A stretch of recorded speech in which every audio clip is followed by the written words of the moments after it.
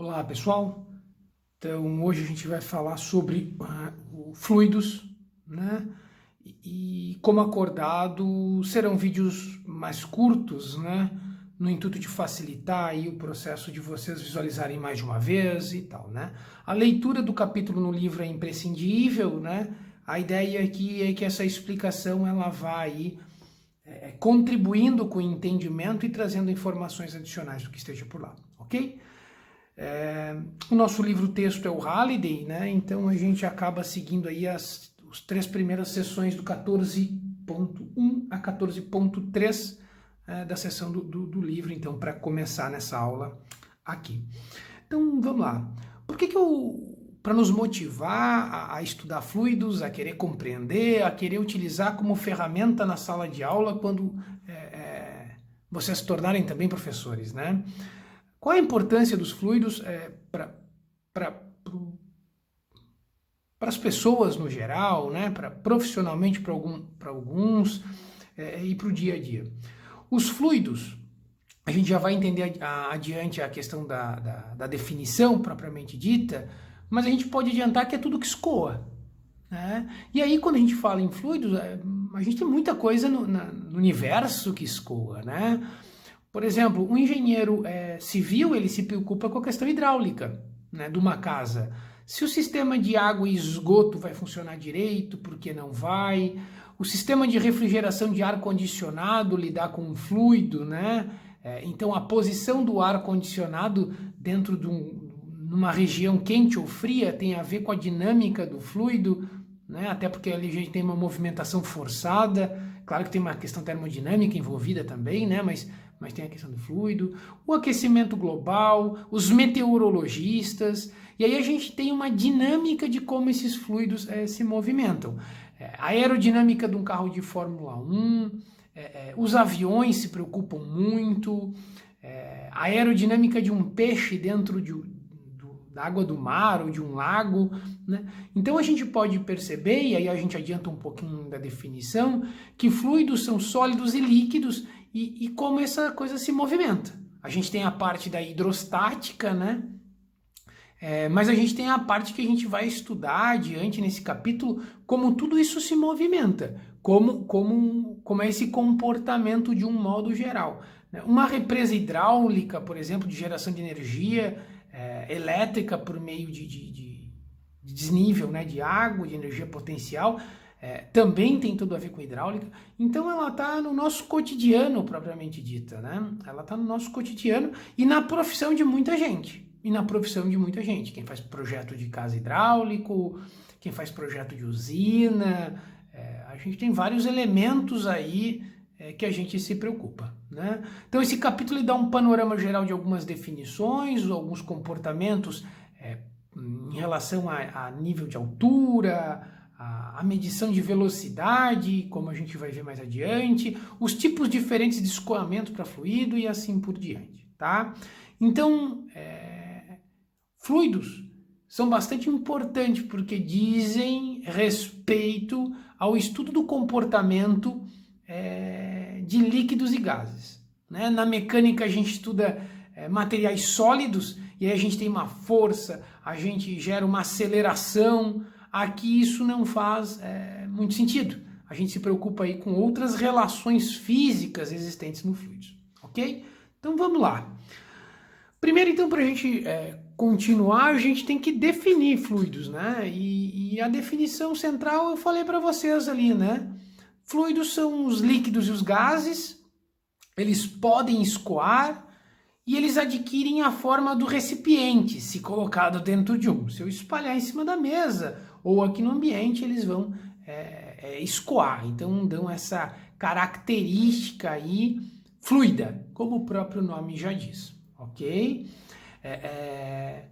E por que os líquidos e gases, que são duas coisas relativamente distintas, se juntam aqui no fluidos?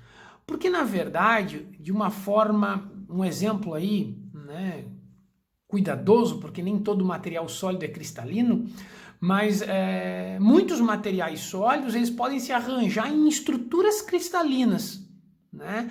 E essas estruturas cristalinas dão características próprias, como um aço, né, como o ferro, como o carbono, que só a mudança de estrutura cristalina tu pode ter o grafite, tu pode ter o diamante, né? Tu pode ter o grafeno do mesmo material, ou seja, a estrutura cristalina dá propriedades. Nos líquidos e gases, pela distância interatômica que é maior do que nos sólidos de um modo geral, né? A energia de ligação entre os átomos ou as moléculas, né, se for aí de atômico, poliatômico, elas não conseguem manter isso unido. E aí isso dá essa característica de poder escoar. Então, existem várias definições de fluidos, os autores trabalham várias formas disso, mas de um modo geral, escoar, né, é uma das características então dos fluidos. Tá? E aí, pessoal, uma definição interessante e aí talvez a mais aceita, mais técnica, são substâncias que não resistem ao cisalhamento. E o que é cisalhamento? Eu fiz uma representação aqui para vocês, um bloco, né, sobre uma superfície, e mostrei que cisalhar é quando a gente puxa paralelamente sobre um corpo, né? Então, a gente tem três tipos de força aí em resistência dos materiais, né? A gente tem a atração, quando a gente puxa um corpo, estou dando o exemplo da minha caneta, né? Estou puxando com essa mão para cá e com essa para lá, né? Ou seja, estou tentando romper o material, fazendo força, tração, né? Então essa é a atração. Quando eu comprimo o material, empurrando para cá e para cá, eu tenho a compressão. Então eu tenho tração, compressão eu comprimo, né? E eu tenho o cisalhamento. O cisalhamento, de um modo geral, são forças paralelas sobre um corpo, né? Então eu faço um cisalhamento. É como se eu botasse a mão em cima de um bloco, em vez de eu nem aperto e eu nem puxo. Eu arrasto para o lado. Isso gera uma força, né? De mesmo módulo, direção e sentido contrário pela lei de Newton, lá no lado oposto, no apoio desse bloco, uma força, né, em sentido oposto, então, que na verdade esse é o cisalhamento, né?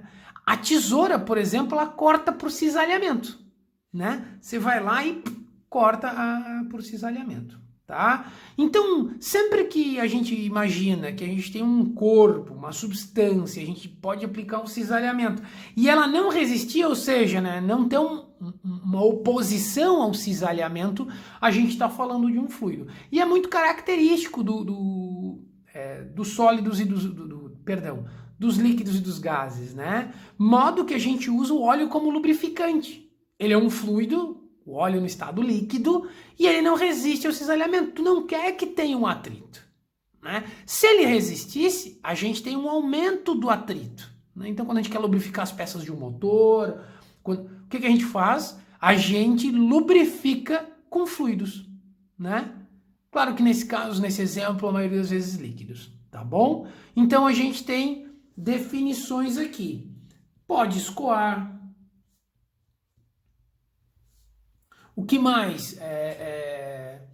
Toma a forma do recipiente.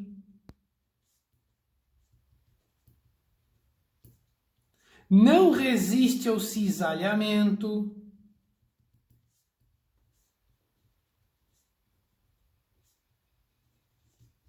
Né? Então, temos aí formas de visualizar. E a gente trata, quando trata de fluidos, de líquidos e gases, de um modo geral.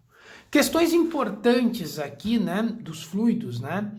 Temos que cuidar com o termo viscosidade, né? Porque, mas então tudo que é viscoso, né? A gente tem que tomar cuidado, porque alguns fluidos têm a viscosidade muito alta, a ponto de nem parecer um fluido, né? Então, tem que tomar um pouco de cuidado. E aí, viscosidade é a forma com que essa substância vai reagir ao cisalhamento, né? Então, quando a gente diz o fluido ele não resiste ao cisalhamento, existem algumas aí nuances, né? De um modo geral, essa pode ser a definição, mas a gente vai ter os fluidos newtonianos e os não newtonianos, né? Falei para vocês há pouco da tensão, quando a gente puxa um corpo das duas extremidades. Se a forma com que a gente traciona, ou seja, tensiona esse corpo, a deformação dele vai ser linear, ou seja, proporcional à tensão ali, eu vou fazendo a tensão, e ele vai linearmente escoando, né? A gente diz aí na engenharia de materiais, a gente tem um comportamento newtoniano. A água é assim, a maioria dos nossos fluidos tem comportamento não newtoniano. Se eu faço uma tensão num material fluido e ele não tem uma deformação linear, ele acaba deformando mais no início e ele vai diminuindo a deformação, ou ao contrário, a gente tem um fluido não newtoniano. Exemplos para a gente entender isso, pessoal.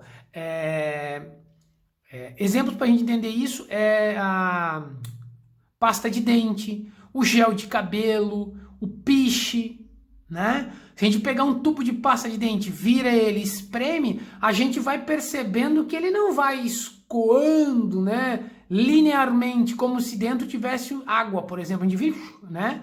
Ele vai aos poucos, né? E ele, vou usar uma palavra que um termo, e aí já boto ele em aspas, né? Ele vai aos trancos, né? É quando a gente tem um fluido que se desloca aos trancos, diríamos assim. Ou seja, ele tem um comportamento não newtoniano. E a gente tem que cuidar, então, com esse termo viscosidade. Ele acaba não sendo adotado exatamente aqui a gente não faz uma discussão profunda de viscosidade, mas quando fala em fluidos, ela tem uma questão bastante importante. Fluidos mais viscosos, como o piche, eles têm mais resistência aí no escoamento, digamos aí dessa forma, tá? Lá no final do capítulo a gente fala sobre escoamento, dá para voltar um pouquinho então sobre viscosidade, tá? Então, de um modo geral, é isso. E aí, a gente tem adicional aí nesse início de capítulo. Aí, como eu falei para vocês, não faz muito sentido a gente falar em força e aceleração em um fluido, né? A gente tem algo que age diferente nos diferentes pontos. Quando a gente tem um sólido, ele interage, se eu aplicar uma força num ponto, ela vai se distribuir pelo sólido inteiro e vai se deslocar gerando uma aceleração. Quando eu falo num fluido, se eu aplicar uma força num ponto, eu não necessariamente vou ter essa distribuição, né? Então tem aí algumas questões e algumas grandezas diferentes dos materiais sólidos. Uma delas é a massa específica. A massa específica, chamada de ρ, ela é dada pela variação da massa sobre a variação de volume, né? Quando eu penso num recipiente e tal.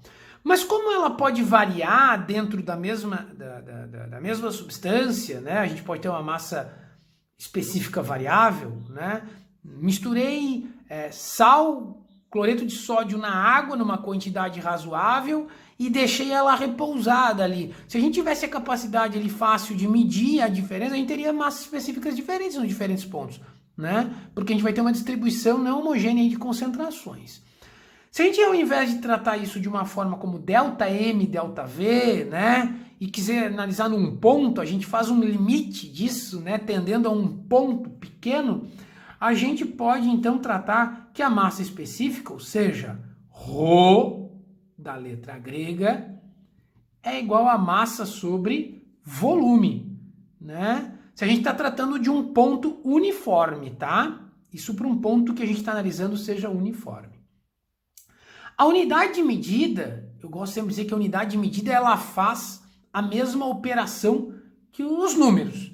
Então, a unidade de medida ρ é quem? Massa quilograma por volume metro cúbico.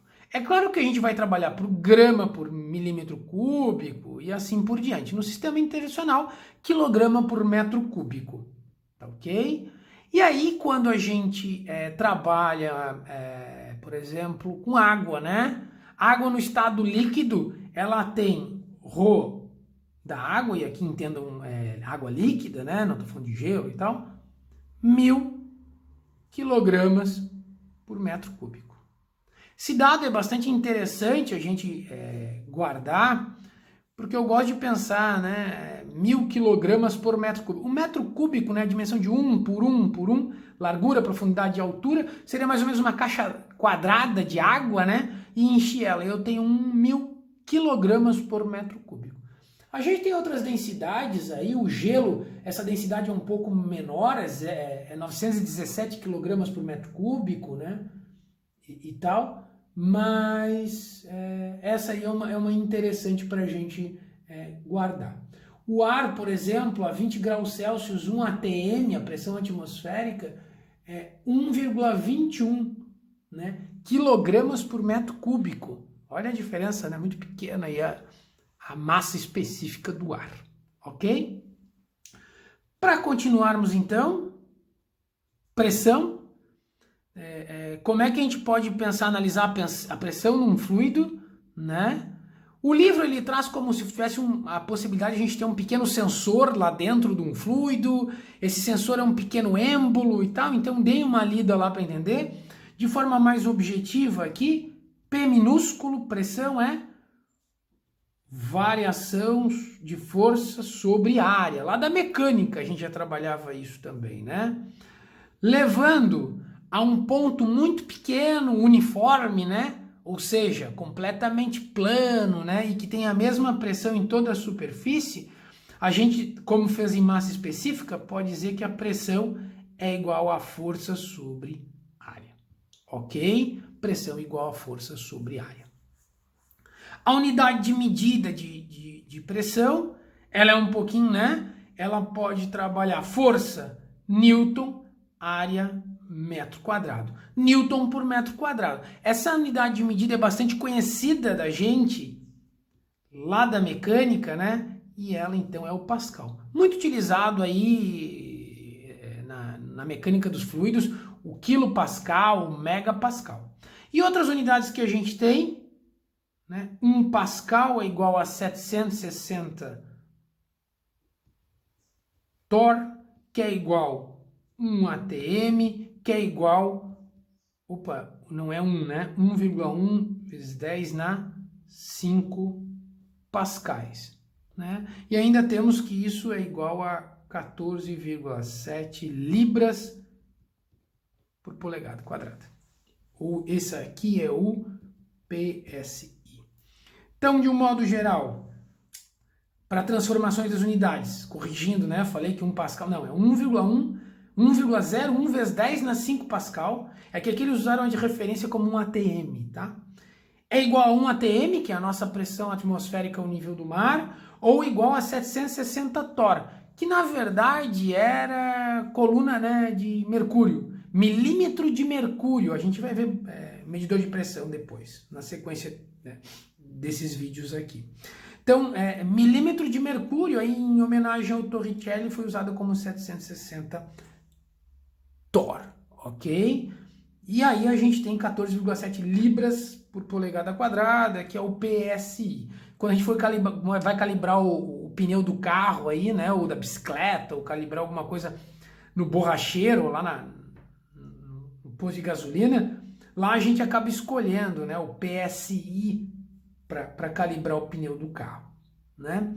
E aqui, pessoal, análises interessantes dessa transformação. O 760 torr, aqui, torr é uma unidade de medida muito utilizada para vácuo, né? Então, trabalhei, por exemplo, na pós-graduação com vácuo em plasmas, né? A gente não trabalha com medidas como ATM ou Pascal, a gente trabalha usualmente com torr. Então, quando a gente tem uma pressão negativa em relação à atmosférica, ou seja, está abaixo da pressão atmosférica, a gente normalmente trabalha com a unidade de torr, por curiosidade, ok? Quando a gente trabalha em compressores de ar, vai trabalhar em libras, né? Olha, tantas libras de pressão, né? E assim por diante, né? E para finalizar e não se estender muito mais, né? Até achei que ia ficar um pouco mais curta essa explicação. Pressão, ela é uma grandeza escalar.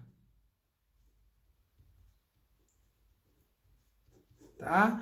Por mais que a gente tenha aí uma força, uma grandeza vetorial, né? A força é uma grandeza vetorial. Nessa situação, quando a gente analisa a pressão dentro de um fluido, a gente está falando de uma grandeza escalar. E por que isso?